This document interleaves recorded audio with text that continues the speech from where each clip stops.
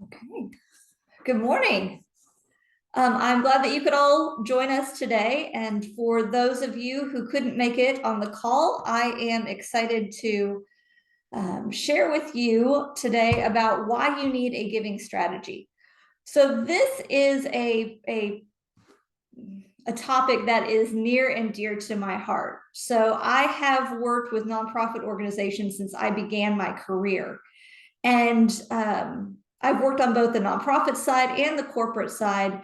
And so I've learned a lot about how to incorporate giving into your or how to incorporate giving and branding and marketing and pull it all together so that you are both growing your business and doing good for the community. And so I think there's so many people that want to do good things. They want to give back, but they just don't really know where to start. And so that's really what today is all about. It's how to create a giving strategy, how to figure out how to make it work for your company. And so what I want to talk about today is charitable giving versus corporate social responsibility. These are two different things, but they often get interchanged. And so want you to understand what the difference is and how they overlap. We're going to talk about kind of the impact of giving. Let's look at the numbers. Why do you really need this? I'm going to go into how to create a giving strategy. Like, what are the steps if you are just starting out? How do you actually create it? And then ways to integrate it into your current marketing strategy. And at the end, I will open it up for Q&A.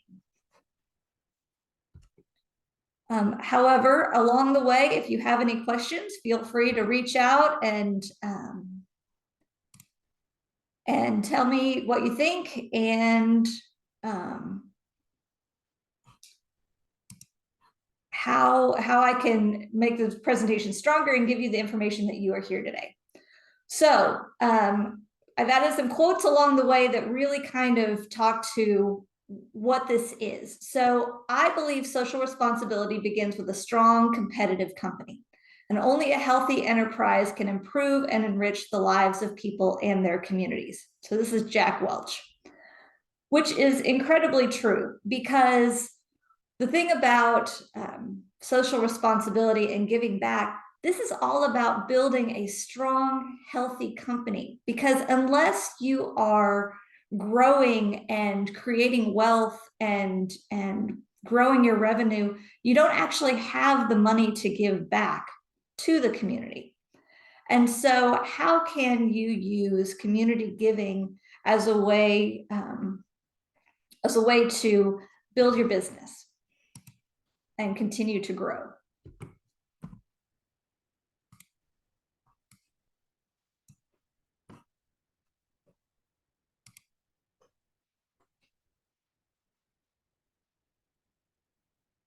Come on. There it is. All right, so what is the difference between charitable giving and corporate social responsibility? So charitable giving, too far. Charitable giving is really focused on promoting the common good and improving quality of life in the community that you serve. And so this is when people think about sponsorships and philanthropy, this is really where charitable giving is what we're talking about. Corporate social responsibility, on the other hand, has a philanthropy component, but it is more focused on integrating social and environmental concerns with the company's overall business operations. So this is a larger scale. How do you make change in every area of the business and not just in the area of philanthropy? So what does charitable giving look like? Charitable giving, when we talk about it, is really about donating time, talent, and treasure to give back to the community. So when we talk about time, this is volunteerism. Talent could be serving on a board, And treasure obviously is monetary donations. Some examples of this could be, I mean, it looks different to every company, and it's how you want to create a mix of giving that works for your specific business. So is that, cash donations? Is it in kind? Are you doing sponsorships or employee matching gifts? Grants, scholarships, volunteerism is a great way to get employees involved. An employee relief program, using your talents by serving on different nonprofit boards, or you can create your own giving program. So the company that I was with before I started my business, this is what I was hired to do. And so I created an employee giving foundation. And so we were doing, grants and scholarships, and there was an employee relief component. But what we discovered is that by creating this and all employees getting involved, employee participation was huge. Employee engagement got up as high as 92% at one point in time. There was just so many great things about this program and how we were able to give back to the community in so many different ways. And so that was really exciting. But there's also the fundraising component, the volunteerism component. It was a big project, and but it was so incredibly rewarding. It was probably one of the most fun things I have done as in my career. So corporate social responsibility, on the other hand, as I said, that's a bigger beast. And so with that falls under environmental responsibility. This is, reducing your carbon footprint.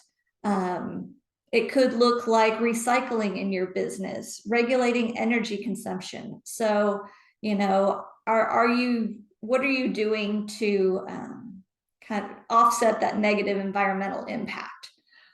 For larger companies, this could be, let's say there's an example of a company that uses, has to take down a bunch of trees because they are building in an area. Well, their company would go and plant more trees in another area to, offset what they have done. Ethical responsibility. This is, all about human rights and treating your employees fairly, treating your vendors fairly. Diversity, equality, and inclusion. Those are all things going into ethical responsibility and, just running your business in an ethical way. And then here's the philanthropic responsibility. So this is where those two overlap.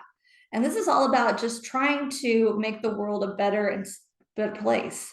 So it could, again, these financial donations, volunteerism, there are many, many ways, many things that this could look like.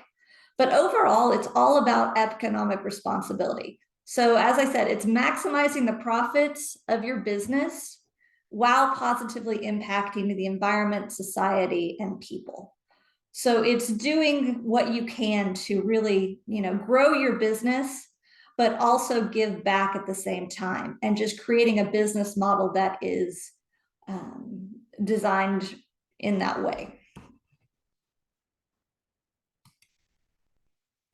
All right, here are a few national brands that have really strong corporate social responsibility. There are a lot of case studies on these companies if you want to go in and look at how they are doing their business.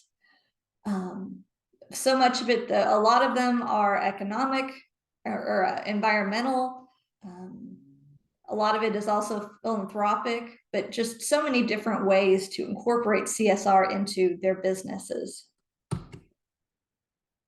So creating a strong business and building a better world are not conflicting goals. They are both essential ingredients for long-term success. And this is Bill Ford. So let's talk about the impact on your business. So anecdotally, I can tell you that when you incorporate a giving structure, it demonstrates your community leadership. It builds customer loyalty, increases workforce attraction, and reduces employee churn. which are all true business concerns right now. We all know there's a workforce problem. And so these are great ways to attract people and to retain your talent. And it also attracts investors and enhances your brand awareness. But don't just take my word for it. Let's look at some of the numbers.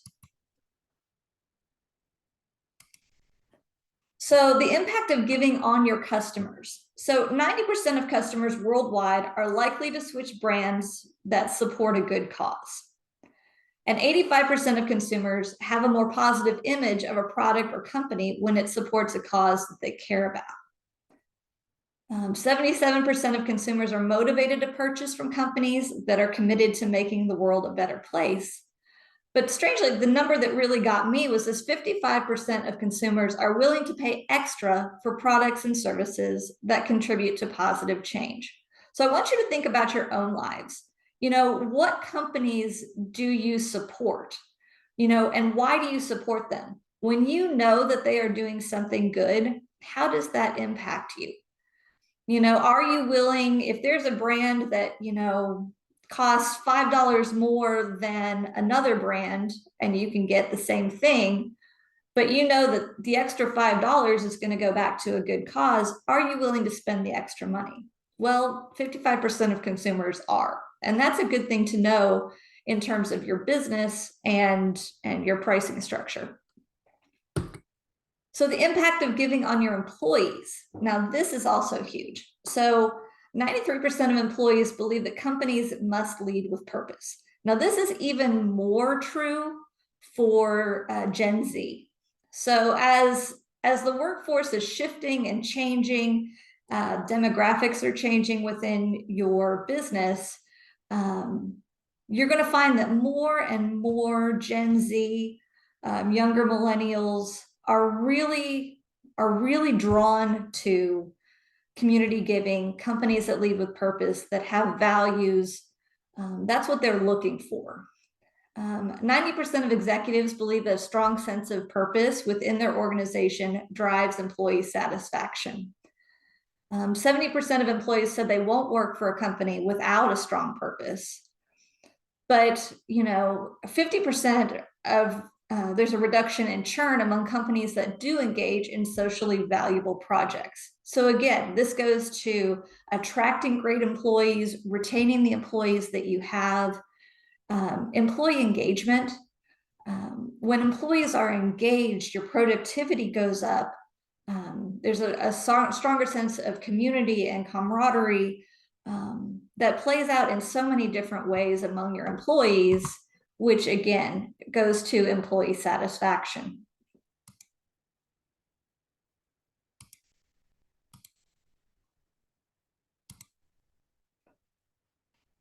So goodness is the only investment that never fails. All right, so here, let me ask now, are there any questions that you'd like me to answer about kind of the difference between CSR and community giving, kind of the numbers, the impact that it has on your business? Okay, just want to check now before we get into how you create a giving strategy. And I think this is so very fun. So when you get started, when you're thinking about, okay, I want to incorporate a giving strategy to my business, you first have to think about, what are your business goals for the year? What are you trying to accomplish in the different areas of your business? And then think about, what are specific ways that community giving can help you achieve those goals? I'm thinking about, who are your target audiences? And a thing that some people often forget about is, how much time, money, and people resources are you willing to dedicate to community giving? So you could say, I want to donate $10,000 this year, and I want to volunteer, or I want my employees to volunteer. So things you need to think about, okay, you may want to donate $10,000. Well, how do you want to do that? Is it all company resources? Do you want to do an employee fundraising campaign? And so maybe half of that is from the company and half is from employees. If your employees are going to volunteer, is it something that you're willing to donate several hours of PTO so that they can go and volunteer on company time? Is it something they need to do on their personal time? Because again, if you're allowing them PTO, that is a money resource because you are losing employees, you're losing productivity.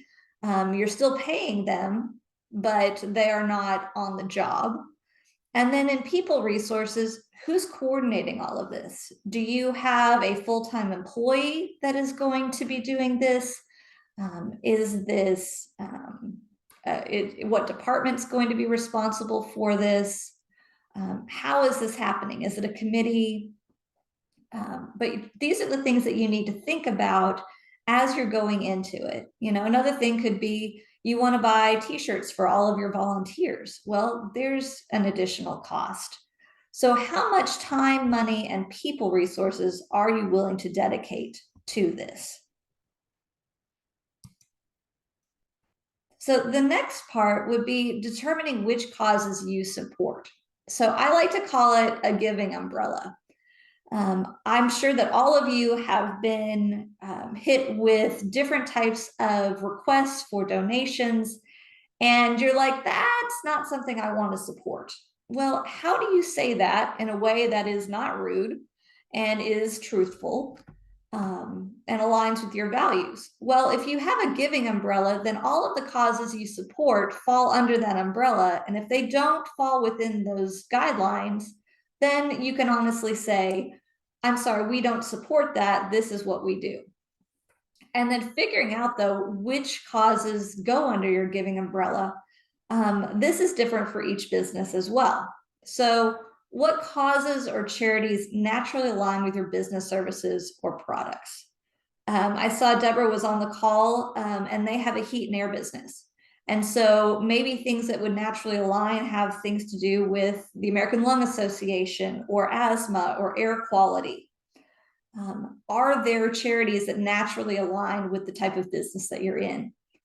What causes and charities align with your company values? This goes back to maybe it's more CSR. Are there environmental causes?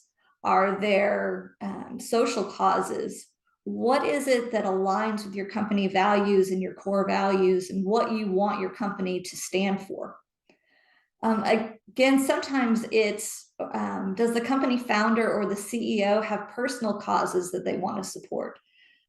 Maybe it's a veteran-owned organization and they want to support veterans. A friend of mine has a company who is a passion of hers is helping to stop human trafficking. And so her company is very much aligned with a nonprofit called the Demand Project. And they find ways to partner and work together.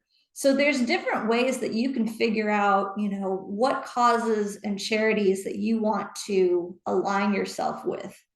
I usually try to suggest keeping it to 3 to 5 causes so that you really have narrowed down what you focus on so that, you know, every kid's baseball team that comes to you, you can say, I'm sorry, I would love to support you, but that falls outside of our giving umbrella.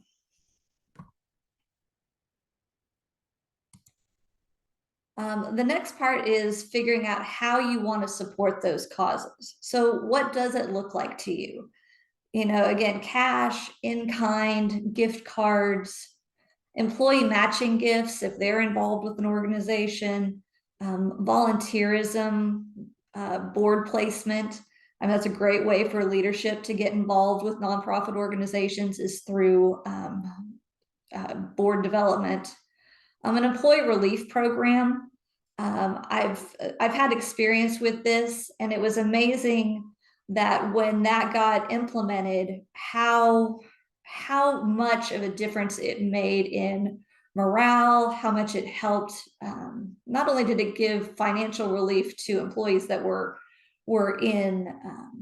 struggling, but there was so much pride among other employees just in the fact that look, Sally was going through a rough time. I know that she got a grant and was able to help her through this. What that also did was get away from all of the internal fundraisers, the lunches and the different things where people are trying to raise money to help their coworkers. But there's also a lot of coworkers that may be going through a hard time, but didn't feel comfortable stepping up and saying, hey, I could really use some help. Well, this was an anonymous way to receive support while still allowing employees to help their coworkers. So that was an amazing program. And again, you could create your own giving program. So whatever you want it to look like. I know there's a lot of donor advised funds out there, foundations, which is another way to do it. Let's see. All right, so the next part here would be, once you have figured out what causes you want to support, how you want to support them, then it's time to create a giving policy that outlines what causes you support, the ways you offer support, and how someone can apply if they qualify. And I highly recommend that you post this on your website. So that's usually the first place people go when they're like, oh, I want to ask so-and-so for money for our event. Well, if it's already posted out there, then they can say, oh, well, I'm not a good fit, or I'm a great fit, and this is how I can apply. The next thing would be start to research and begin building relationships with different nonprofits. So let's take veterans, for example. I'm involved with several different veteran service organizations, but they're all different. And so you may say, I want to help veterans. Well, what companies or what veteran organizations align with what you want to do? And then as you are researching them or reaching out and talking to those executive directors and finding out what they do, you may find out that, hey, I want to volunteer. My employees want to volunteer to support an organization, but this nonprofit may only want cash and may say, hey, I would really like you to sponsor this. This is how you can help us. We really don't have any volunteer opportunities. But if you're wanting to volunteer, then that's not a good fit. And so just figuring out what is going to be the best relationships for your specific organization. Then it's just a matter of identifying those giving activities and creating an implementation plan. So that's just figuring out, okay, I want to work with this organization and they have this volunteer activity and we are going to do it on, September 11th.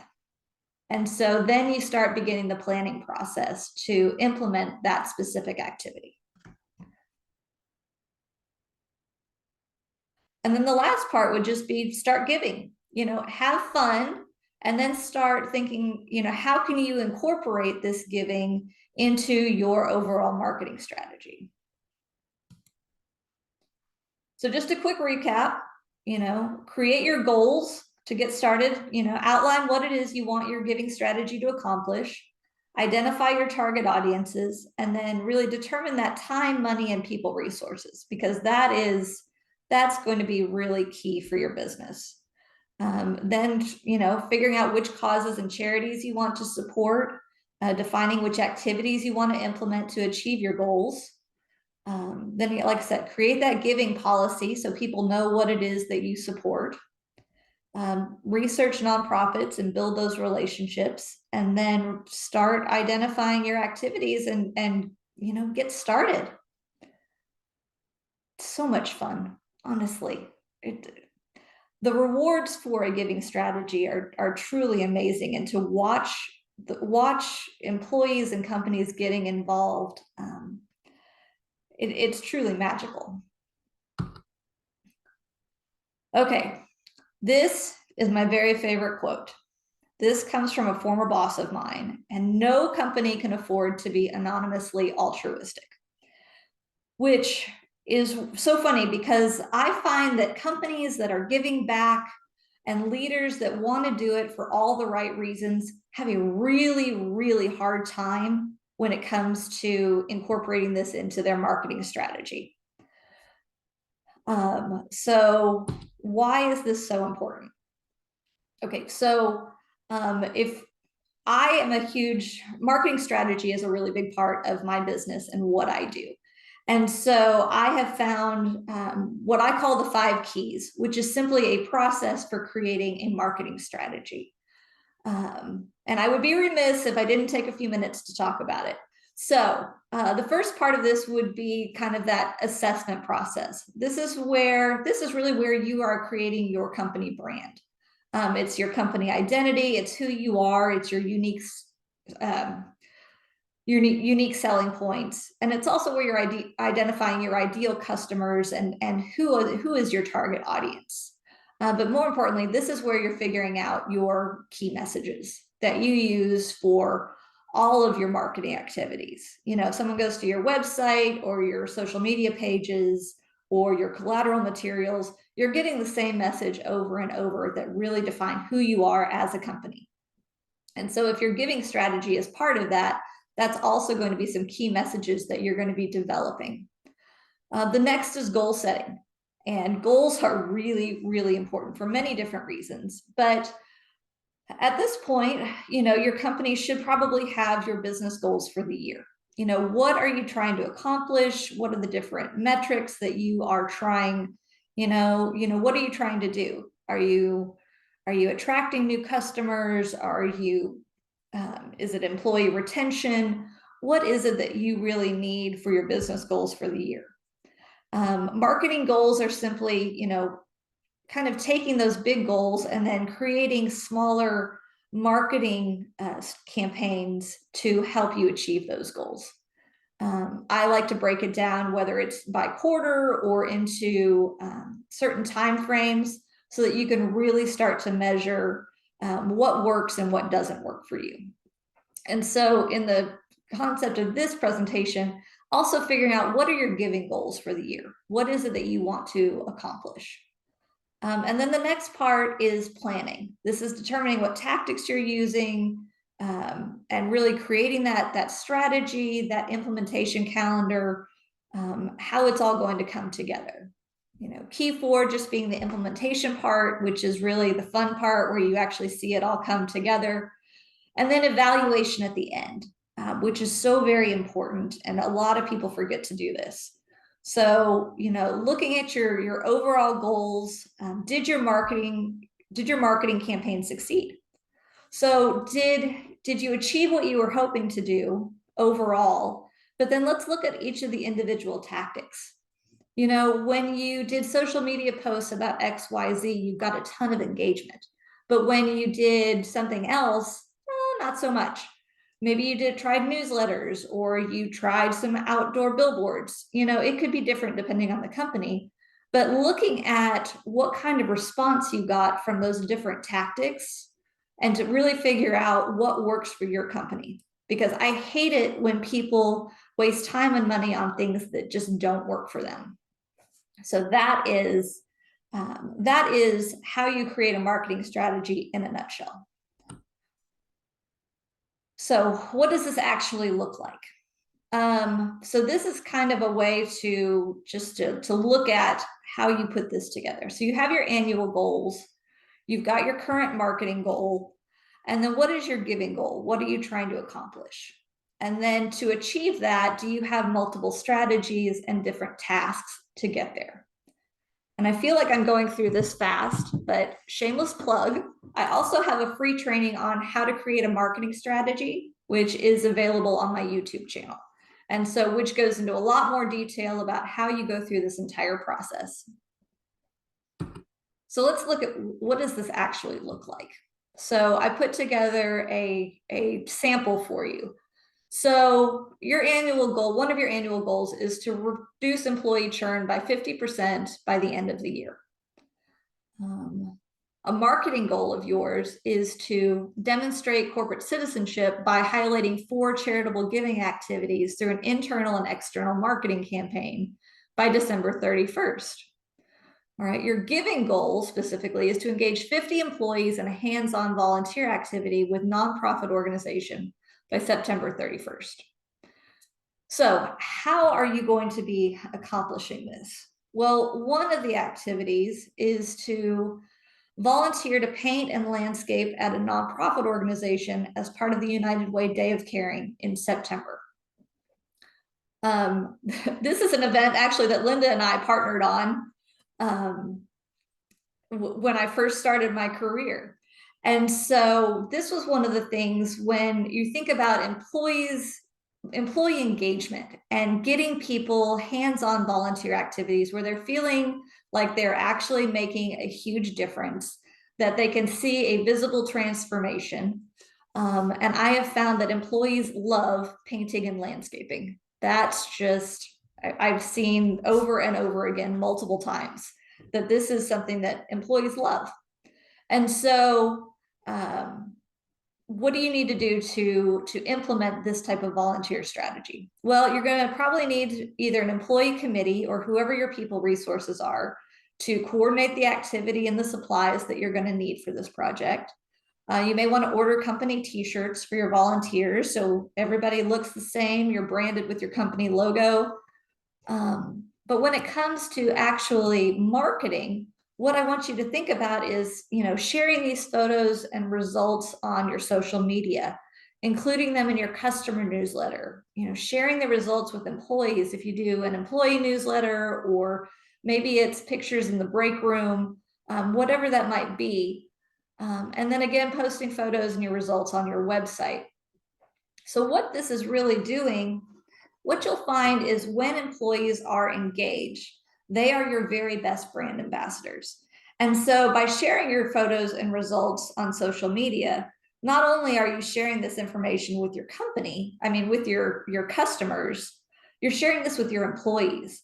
Employees love to share that information. So if they're out there, they're going to be saying, hey, look at what we did to improve this organization.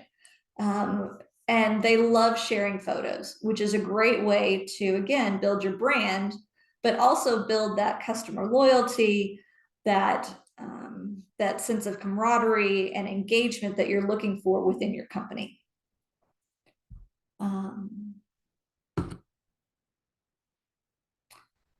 So the results of giving, a well-designed charitable giving program can increase employee engagement by up to 7.5%. Increase employee productivity by 13%, reduce employee turnover by up to 50%, and increase revenue by as much as 20%. And so there are real, honest to goodness, corporate company benefits for incorporating charitable giving into your business. And there are many, many different ways to do that. But this actually is my favorite quote, and it's one that I used when I was doing community affairs full time. And it's never doubt that a small group of thoughtful, committed citizens can change the world. It's the only thing that ever has. And I've seen that so many times when people are involved in giving, you can make huge change. And what I always like to say was that it's all about, if everybody, by pooling your resources, you can do so much more than one person can do by themselves. And so it's always so exciting for me to be involved in that community giving space. So I am going to stop sharing for a minute. What questions can I answer for you? I know I have talked about a lot of different things, and as I mentioned earlier, this is the first time I've given this presentation, so there may be things that I didn't cover that you would like me to talk about. How can I help? I have a question. I can jump in, I guess. Right. Great. All right. So in December, I read this book called Time's Up by Ron Baker. And in the book, he talks about how these guys are the ones that created value-based pricing about 25 years ago, which basically you interview the client, understand their pain points, understand where they want to get to, and the gap between those two places becomes the value of what you sell, right? Or what you price your services at. And that's why it's value-based pricing. Well, their book was published by Wiley. Wiley came back to them and said, would you like to make an update to this book? And they said, no, we want to write a completely new book. And so the book that came out was called Time's Up. And what it is, is talking about how professional services need to start evaluating a subscription-based model and to start shifting from value-based pricing into subscription-based pricing. And so since that time, I have been slowly turning my web design agency into a subscription-based model. It's very smart. This is the right time to do it, because during the last recession, we took a subject matter expert who was charging a 6-month coaching program like $2,000. And in 2008, when the housing market crashed, nobody could really afford to invest in his program. And so we then turned it into a social network where we charge a membership fee of $49 a month. And because we turned it into a subscription-based model, we were able to generate $500,000 in the first year from that. So it's sound. Where I'm getting to is, in the book, he said that one of the ways you can help strengthen your subscription model is by giving through sponsorships. One of the points that he made in that was that you don't want to call it a donation, like charitable giving, because of the way it hits the I guess it goes to, I guess if it's charitable giving, it doesn't really affect, like, it's not really a good write-off. But he said if you did it as a sponsorship, then it basically on your taxes comes in as a expense, like a marketing expense. Can you elaborate on that a little? Because I was a little bit confused by that. Does that make sense, or that makes total sense. And so oftentimes a donation will come in as or you will make a financial donation to an organization as part of a sponsorship or a program in some way that does offset that. It's normally not just a straight, we're just going to write you a check.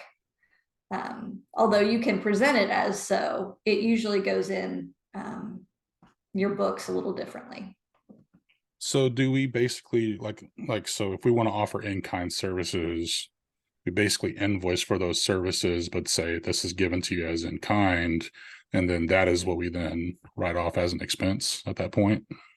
I am going to direct you to your financial advisor on that. I don't want to give advice, but they will be, your CPA, your financial advisor will be able to answer that question on the best way to do it for your taxes and your reporting. Okay. Any other questions? I see a lot of people I know in this space. Elizabeth, this is Linda. I put two questions in the chat while you were talking. The first one was, are there organizations in the Tulsa metropolitan area that help people with identifying volunteer opportunities or charitable giving opportunities or something like that? I mean, so if you're just trying to get started, sure, is there a place where you could possibly look for some help in figuring out what options might be available? I am not currently aware of organizations that do that. I always start with United Way. I always find that that's just hey, I did not say that as a every time. Sorry, my office is really dark. United Way just recently launched an online volunteer website that's going to be open and available to all nonprofits, not just United Way partner agencies. So shortly we'll be making some announcements where this is going to be a place where any nonprofit in the Tulsa metropolitan area can list what the volunteer opportunities are and accept volunteers, maintain their profiles, communicate through this process and such. We just found that the community was lacking that and really needed that, and made an investment in this program. So that's soon coming. I'm really excited about that. That's fantastic. Yeah, there you are. That really went away when the Community Service Council was, all those years ago. And so, so that definitely is a great contribution to be able to make to the community. Yeah, and I've not had much success with Volunteer Match. Like, I remember I'd try to go on there and try to find experiences where we could go and volunteer, and it wasn't a very good experience. So I'm excited to find out more about that. Mhm. The other question that I posed in there was knowing and understanding what the organization's policies are on publicizing charitable gifts or volunteer efforts, because, you know, all organizations are not created equal. Correct. And I know of many organizations that will not publicize or say anything about your gift unless it's at a certain amount or greater. So, you know, just being aware of that is part of your decision-making process, and understanding, you know, you can say anything you want about gifts, but, you know, what is the reciprocity there, and what are you going to get from their side with regard to being able to publicize something that you've done to their networks or their followers in the context of what you're doing. So Correct. just being aware of that, because I know that there's a particular organization that I choose to support every year, and I actually give at a particular level because that's the level at which it'll be published in all of their information. It'll say Jenkins Consulting Group, you know, in multiple places on their materials, Mhm. as well as anything that I choose to publish with regard to making that gift. So I know that I was going to make a donation, but I put it at a particular level to get that support and information, you know, on their networks with regard to who I'm supporting. That is great feedback. That's something I did not think about when I was putting this together. So absolutely. Understanding what it is that, you know, what is the reciprocity? What are you getting for your donation, for your volunteerism? And understanding that side of things. What are you getting from the organization? But for me, it's all about how do you incorporate this into your own giving, your own marketing strategy, because you can't necessarily rely on the organization to do it for you. Mhm. And so it's more about, you know, how do you toot your own horn without and doing it in a way that is celebratory and sharing the good things that you are doing. Because, you know, as you looked at the statistics, you know, your employees, your customers, everyone wants to know that you are giving back. And so you need to find ways to share what it is that you're doing, but also doing it in a tasteful way, so that, you know, you're sharing the information without people coming back to you and saying, well, they didn't support my organization. Well, you know, maybe you didn't fall under that giving umbrella, or maybe it wasn't the right fit for your organization. Elizabeth, what I also- hear you saying is that authenticity matters. And that Authenticity matters. Yes. you know, it's absolutely critical that your say and do ratio matches up, right? I mean, if you say that you support this particular area, you need to be able to back that up. And also your employees need to be on board with it. It needs to be a part of that corporate culture. Yes. So I definitely believe in that. So, you know, thank you for bringing that up. I think it's critically important. Everything will work if you get the authenticity part right. That's true. That is very true, because you're walking the walk and you're living your values as a company, which people can see and people can tell. You also find that there are many nonprofits who appreciate the opportunity to learn from what you're going to do and how you're going to approach it.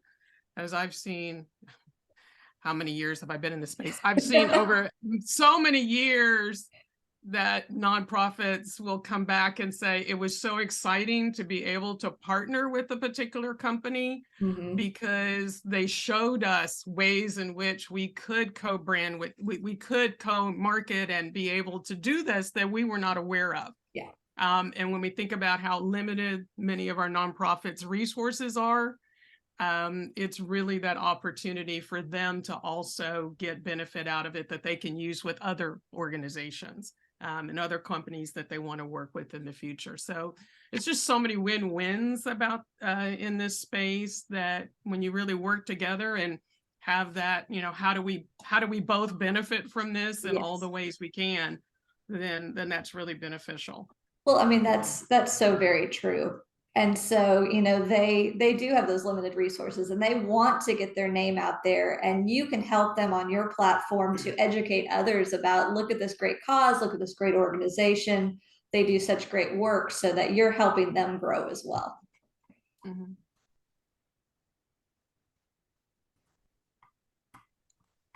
All right.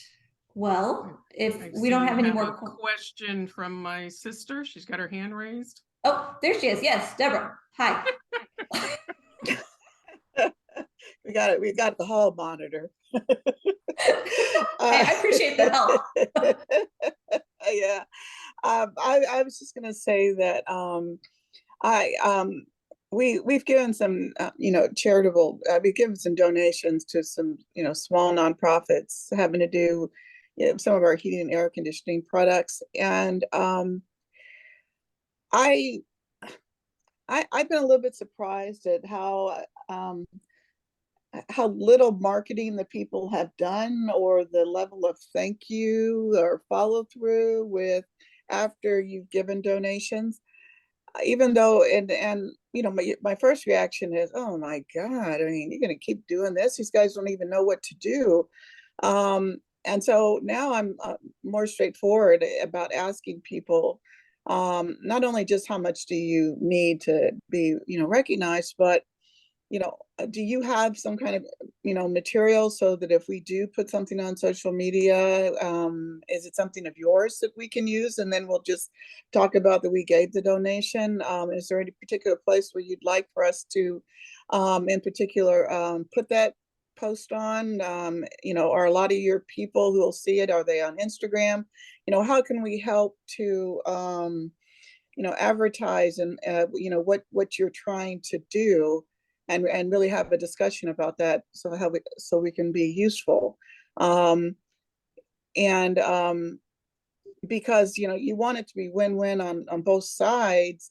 And at first I was kind of shy about asking people, well, okay, if we give this money, then what's going to happen? Because you think you're supposed to just be so altruistic that you're not supposed to ask, but so we want to know that we're going to get a little bit of press out of it. But the main thing too is we're giving because we want other people to know about what people are trying to do if we think that it's beneficial for the community. And I guess, my point is, I wanted to share that I'm not shy about asking now, because we've had, even with my most recent thing, we had a really fruitful discussion. And the coordinator goes, oh my gosh, yeah, hey, you know what I'm doing? I got to do some new posts, and then this will be great, and then I can advertise on this and this and this. And it turned out to be really fruitful on both sides. So that's just my comment. I'm glad that you raised that issue about asking people how are they going to market it, and then asking how you can help, how you can be helpful in marketing what they're trying to do for the community. Well, I think that speaks to a lot about creating that relationship with the organization. And so you can have those open and honest conversations and find out ways that everybody can benefit. I mean, community giving really is all about the win-win, because you can't afford to give back to the community if your business isn't growing. And if people don't know what you're doing, then they won't. I mean, it's a way to bring people in. So it's just all about, growing your business, doing what's good for your business, and at the same time doing what's good for the community and the nonprofits, and finding ways that you can partner, finding ways that you can help them grow, that they can help you grow, and just build your business, to Annie's point, company culture is so very important, and creating that culture of giving and involvement and inclusion. So it's so much fun. And when you see your employees get engaged like that, and you see the difference that you can be making and the impact that you are making, it's huge. All right. Any other questions? And I will wrap this up. The other thing I'd like to, oh, sorry, go ahead, Linda. Sorry about that. I was just going to make a comment that in your slide about time, talent, and treasure, that the primary talent category that you had on there was board service. Mm-hmm. And I just think it's really important to go beyond that in the context of talent, because I think it's important to acknowledge that many of the other ways in which we volunteer are really talent to Yes. an organization. And that if we just come from the perspective of the only thing I can do is be a board member, that can be very limiting to people's perspectives. Okay. On the situation. Not that I'm not a big fan of board. I mean, I spend my hours nowadays working with boards of directors of nonprofits. So, you know, I know all about that, but Sure. just important to be able to acknowledge that talent is given in so many different ways and not just in the context of board service. So that was Very the much one true. that I I mean, wanted to raise up. And my own volunteerism. So many of you know I did events for a long time and event coordinating. And so one of the ways that I used my talent was for my kids' school. I co-chaired their auction because I knew quite a bit about running events and raising money. And so that was a way that I could use my talents to give back to the school. So you are absolutely right about, you know, using your talents in different ways. All right, well, I'm gonna share my screen again really quick. And then so that you guys can, next month, after spring break, the end of March, our next presentation is gonna be on kind of old school advertising isn't dead. When you think about, you know, print, radio, billboard advertising, it hasn't gone away, it's just changed. And so we will be talking about that. If you, we've covered at this point in time a lot of different topics on the What Works webinar series. And so all of them are on my YouTube channel. So if there's something that you want to learn about specifically, they are available online for free. And then honestly, I just really want to say thank you for being here today. If you have more questions, if you want to talk more about community giving, how to set something up, I would love to set up a call with you, and you can do that at kingprmarketing.com/meet us. And so with that, I am going to say thank you all for being here so much. I love all of these happy smiley faces that I know. That always makes for a fun presentation. So thank you all very much, and I hope that you have a great remainder of your week.